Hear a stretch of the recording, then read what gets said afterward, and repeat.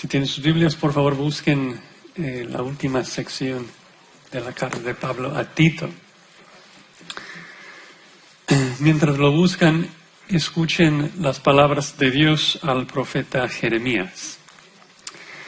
Así ha dicho Jehová: maldito el varón que confía en el hombre y pone carne por su brazo, y su corazón se aparta de Jehová. Será como la retama en el desierto, y no verá cuando viene el bien, sino que morará en los sequedales en el desierto, en tierra despoblada y deshabitada. Bendito el varón que confía en Jehová y cuya confianza es Jehová, porque será como el árbol plantado junto a las aguas, que junto a la corriente echará sus raíces y no verá cuando viene el calor, sino que su hoja estará verde y en el año de sequía no se fatigará ni dejará de dar fruto. Engañoso es el corazón más que todas las cosas y perverso, ¿quién lo conocerá?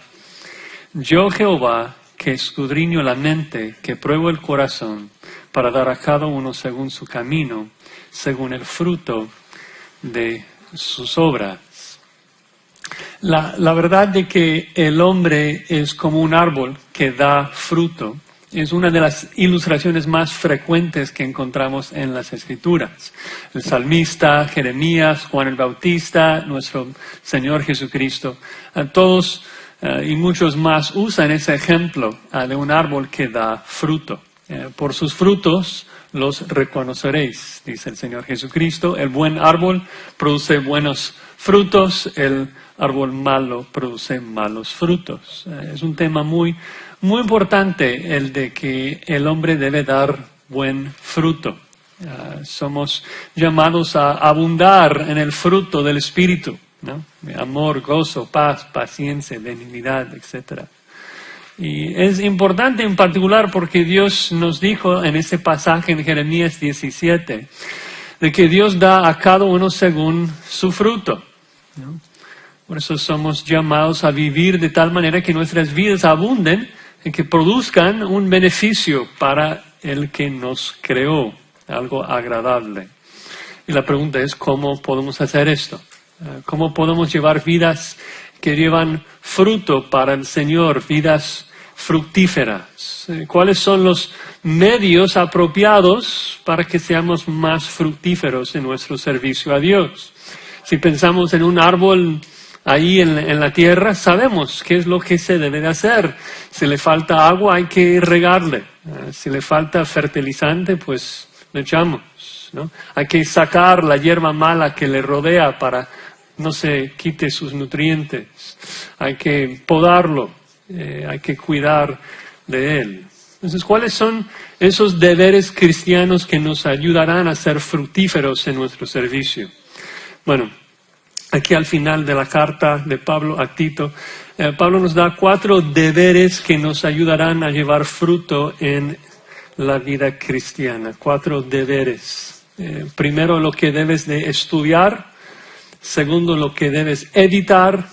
Luego, lo que debes expulsar. Y lo que debes ejercitar. Debes estudiar la sana doctrina. Debes evitar la enseñanza necia. Debes excluirse de los falsos maestros y debes ejercitarte en buenas obras. Así que vamos a leer el texto, Tito 3, de los versículos del 8 hasta el final de la epístola. Así dice la palabra de Dios, Tito 3, 8. Palabra fiel es esta, y en estas cosas quiero que insistas con firmeza, para que los que creen en Dios procuren ocuparse en buenas obras. Esas cosas son buenas y útiles a los hombres. Pero evita las cuestiones necias, y genealogías, y contenciones, y discusiones acerca de la ley, porque son vanas y sin provecho. Al hombre que cause divisiones, después de una y otra amonestación, deséchalo, sabiendo que el tal se ha pervertido, y peca, y está condenado por su propio juicio. Cuando envíe a ti a Artemas o a Tíquico, apresúrate a venir a mí en Nicópolis, porque allí he determinado pasar el invierno. A Zenas, intérprete de la ley, y a Apolos, encamínales con solicitud, de modo que nada les falte. Y aprendan también los nuestros a ocuparse en buenas obras para los casos de necesidad, para que no sean sin fruto. Todos los que están conmigo te saludan. Saluda a los que nos aman en la fe.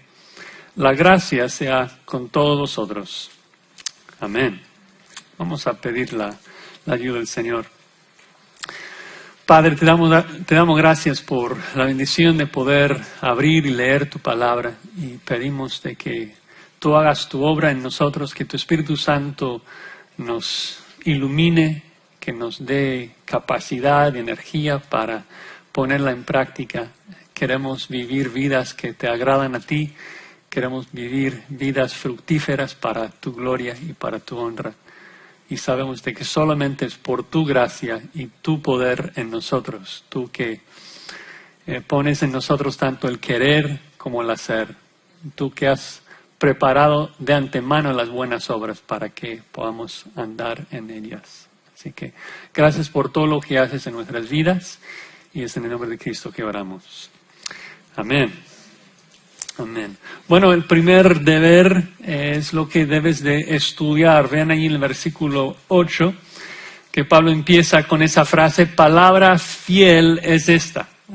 Es una expresión que Pablo utiliza 5 veces en sus cartas y siempre enfatiza una verdad muy, muy importante. Por ejemplo, en 1 Timoteo 1:15, Pablo dice: palabra fiel es esta, Cristo vino al mundo para salvar a pecadores. O sea, una frase muy, muy importante. Entonces acá en Tito 3, la pregunta es: ¿cuál es la palabra fiel?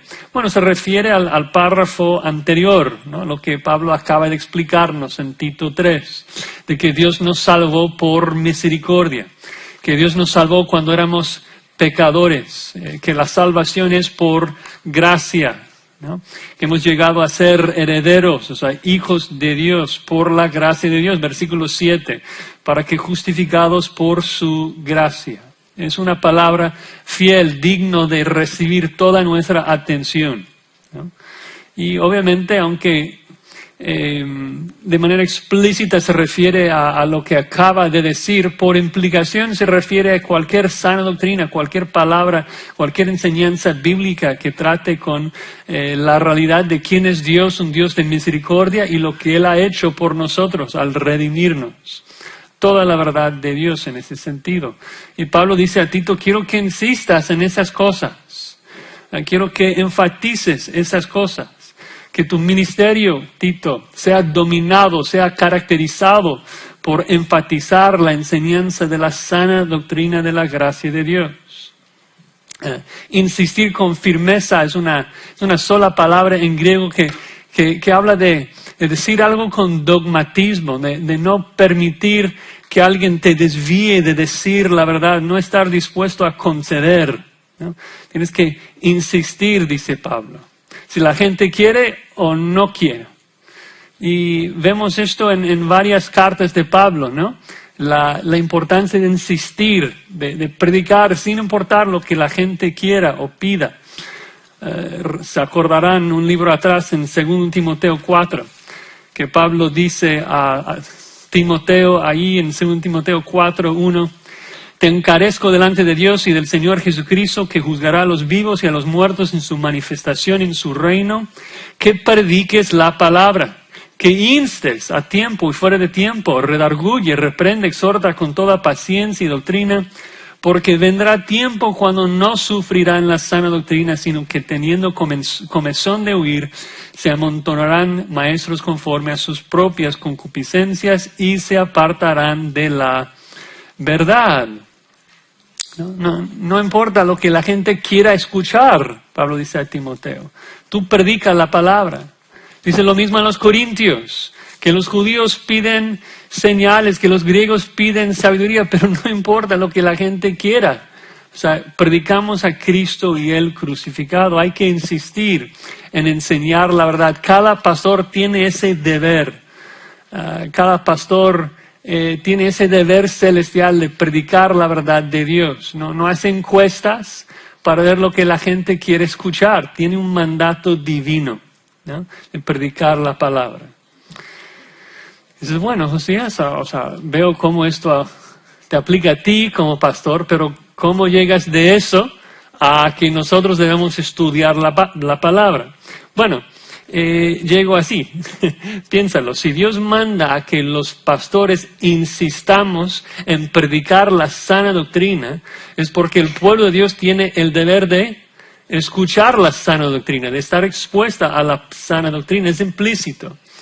Tito debía predicar la verdad y los hermanos debían prestar atención a esa verdad, no escuchar los falsos, no prestar atención a fábulas y mentiras. Debían esforzarse para exponerse a la verdad, ¿no? Entonces te pregunto, ¿qué haces tú para exponer tu vida a la verdad de Dios, a la sana doctrina? ¿Tú insistes en recibir sana doctrina? ¿Tú te alimentas con la verdad de Dios?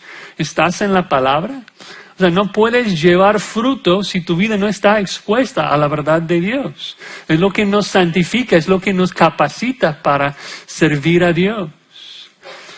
A veces ciertos cristianos son como un árbol en el desierto del pecado de este mundo, en pleno calor del verano, el sol está brillando con toda su fuerza, y es un árbol seco, preguntándose de por qué no lleva más fruto. Dice que le echas agua una vez a la semana, los domingos por la mañana, o sea, no es suficiente, hay que regarle todos los días, ¿no? Cristo por medio de su Espíritu es el agua de la vida, es un manantial que corre de agua fresca, pero solamente te refresca por medio de su Espíritu, por medio de la verdad de Dios, por medio de su palabra. Por eso hay que insistir. Tu alma debe insistir de que necesita ser alimentada, necesita recibir la palabra de Dios. Ustedes deben insistir en exponerse a la verdad de Dios tan firme como nosotros insistimos en predicar la palabra de Dios. Si Tito debía esforzarse para enseñar la sana doctrina, tu deber es esforzarse a la misma medida, con el mismo esmero para escucharla. Y es muy importante por lo que produce en tu vida cuando tú estudias la palabra de Dios. Como hemos visto en todo Tito, la sana doctrina produce vidas santas, y es lo que Pablo enfatiza a la segunda mitad del versículo 8. Dice que Tito debía insistir en enseñar la sana doctrina. ¿Para qué? El propósito. Para que los que creen en Dios procuren ocuparse en buenas obras. La gente, Pablo dice, la gente debe escuchar sana doctrina, deben escuchar la palabra de Dios, deben escuchar de la gracia de Dios. ¿Por qué? Para que hagan buenas obras. ¿Ven la conexión? La relación. No puedes llegar a hacer buenas obras si no estás expuesto a escuchar de la gracia de Dios, de que Dios te salvó por gracia. Y parece como invertido, parece al revés, como que para realmente obrar y hacer buenas obras necesito insistir en escuchar de que Dios me salvó sin obras, de que mis obras no contribuyen para mi salvación. Dios me salvó por gracia. Pero así es, de que más te esfuerces en estudiar y pensar y meditar en la gracia de Dios, esa verdad más te santifica y te ayuda a darle gracias a Dios con tu vida, con tus obras, ¿no? Entonces, el propósito de enseñar la verdad, el propósito de estudiar la verdad, es porque es lo que produce santificación, ¿no? Dice, para los que hemos creído en Dios, para que nosotros que somos creyentes produzcamos fruto, ¿no? Literalmente dice ahí que procuren ocuparse en buenas obras. Procurar en el original habla de asegurar, de preocuparse de cumplir algo. Y el verbo ocuparse es muy, muy interesante. Se usa 8 veces por Pablo, solamente por Pablo. Y lo curioso es de que fuera de Tito, fuera de este capítulo, las únicas otras maneras que se traduce la palabra es gobernar o liderar, presidir. Es interesante porque Pablo está diciendo que los cristianos deben procurar liderar en buenas obras. Y creo que la clave se encuentra en el resto del versículo, cuando dice de que los cristianos deben procurar liderar en buenas obras. ¿Por qué? Dice, porque estas cosas son buenas y útiles a quienes. Interesante que no dice buenas y útiles a la iglesia o para los creyentes, sino que dice que esas cosas son buenas y útiles a los hombres, a todos los hombres, al mundo. Es bueno que los hombres nos vean ocupados en buenas obras, ese es el punto, es útil. Y útil implica un fin, útil para algo, implica propósito. Útil para los propósitos de Dios en el mundo. Tal vez útil para la salvación de los hombres, tal vez útil para la condenación de los hombres. Pablo no especifica. Pero el punto es claro, de que en todo el mundo, entre todos los hombres, los que hemos creído en Dios, debemos ser los líderes, debemos ser los primeros en hacer buenas obras. Es bueno, es útil que el mundo vea eso. Para Pablo sería una vergüenza, sería una pena que un ateo hiciera más buenas obras que un hijo de Dios. Sería una vergüenza. Los creyentes debemos ser los más ocupados en hacer el bien. Y esto entonces nos regresa a la primera pregunta, que es ¿cómo se logra esto? ¿Cómo es que un cristiano puede producir fruto tan bueno y útil? Y la respuesta es insistir en estudiar la sana doctrina. La verdad es lo que nos santifica, la verdad es que nos capacita para ser útil en este mundo, ser útil en nuestro servicio a Dios. Juan 17:17, santifícalos en tu verdad. Tu palabra es verdad. Según Timoteo 3:16, que toda la escritura es inspirada para que el hombre de Dios sea perfecto, ¿no? Totalmente preparado para toda buena obra. Entonces, un creyente llega a ser fructífero en su vida cristiana cuando enfatiza, estudia la verdad. Pero para tener vidas fructíferas, no solamente debemos ser conocidos por lo que estudiamos y enfatizamos, también por lo que evitamos. Vean ahí el versículo 9. Dice Tito, evita las cuestiones necias y genealogías y contenciones y discusiones acerca de la ley porque son vanas y sin provecho, no producen fruto. Pablo enlista 4 tipos de enseñanza que debemos de evitar. Ese verbo evitar, el diccionario lo define como evitar o evadir o esquivar o dar la espalda. Y creo que esas definiciones nos ayudan porque nos damos cuenta de que no es una acción automática, es algo que tienes que hacer de manera activa. No es de que, bueno, Tito, tú vas a enseñar la verdad, y bueno, si por ahí alguien comienza a cuestionar, pues tú puedes evitar eso, pero no necesariamente va a pasar. No, o sea, Pablo da por sentado que la gente, Tito, la gente te va a tirar estas mentiras, te va a tirar esas tonterías, y en vez de involucrarse en ellas, tú tienes que esquivarlas,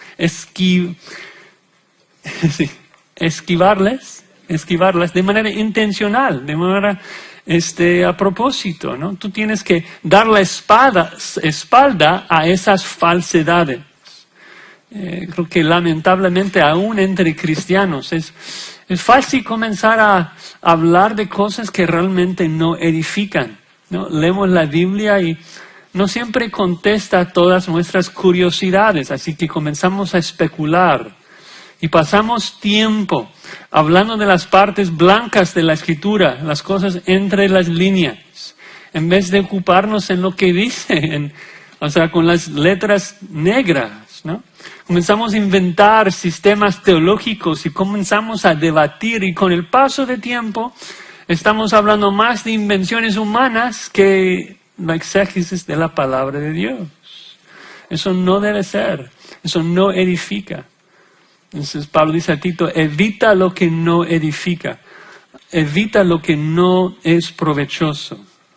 Y las 4 cosas que menciona son cuestiones necias, genealogías, contenciones y discusiones acerca de la ley. Obviamente hay un sabor judío en esa lista. Hubo unos falsos maestros judíos en Creta. Tal vez se acordarán de que en Tito 1:10 Pablo dijo a Tito: porque hay muchos contumaces, habladores de vanidades, engañadores, mayormente de los de la circuncisión, a los cuales es preciso tapar la boca. Otra manera de hablar de evitarlos, pero de manera intencional, de no permitir que tengan influencia, ¿no? Hay que ser proactivo, ¿no?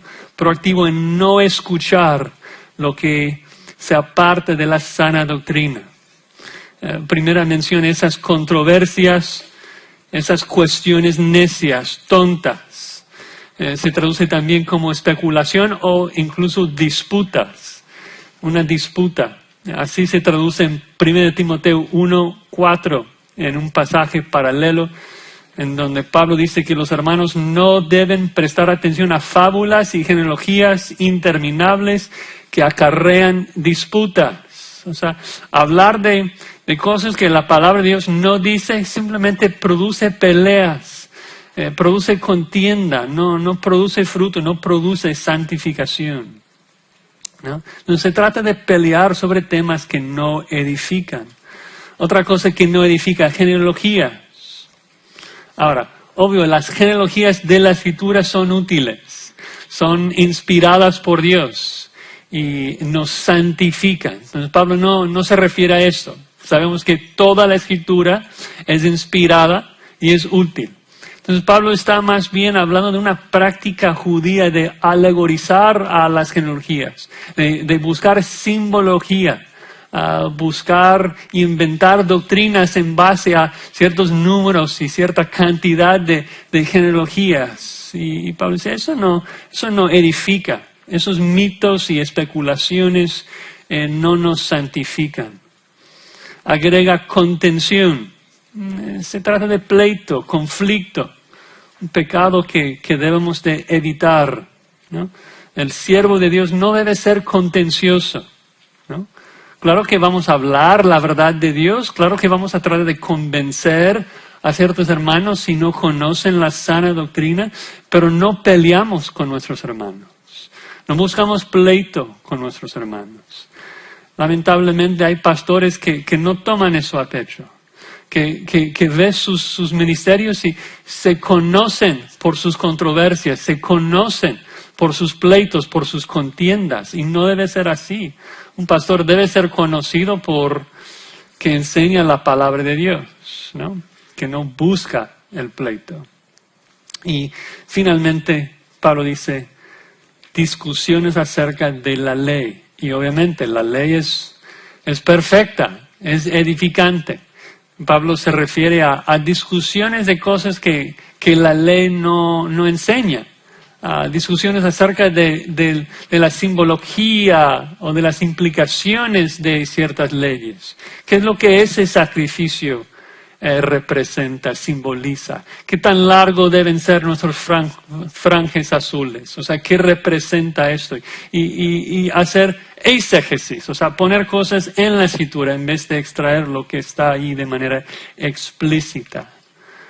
Esas cosas no edifican. De hecho, Cristo nos libró del deber de cumplir la ley. No hay que regresar a eso, porque simplemente no edifica.